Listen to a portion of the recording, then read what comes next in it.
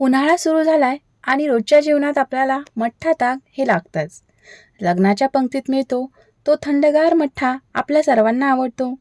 तसाच मठ्ठा आज आपण बनवणार आहोत. चला तर मग रेसिपीला सुरुवात करूया. मठ्ठा बनवण्यासाठी मी इथे 1 वाटी पाणी घेतलंय. त्याच वाटीनं मी 1 वाटी थंड पाणी घालते. मी इथे माठातलं पाणी घातलं आहे. आता हे रवीने घुसळून घ्यायचं. पाणी हे थोडं थोडंच घालून घुसळायचं. आता मी हे 2 ते 3 मिनिटं व्यवस्थित घुसळून घेतले.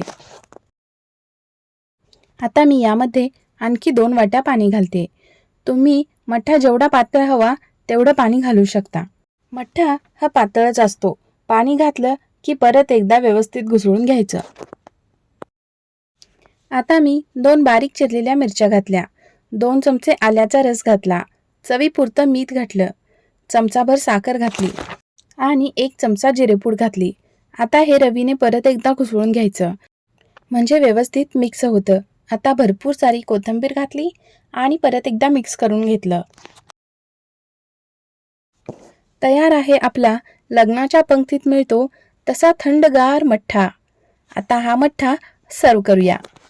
या उन्हाळ्यात तुम्ही सुद्धा मठ्ठा नक्की ट्राय करा आणि व्हिडिओ आवडल्यास लाईक करा आणि कमेंट करून नक्की सांगा.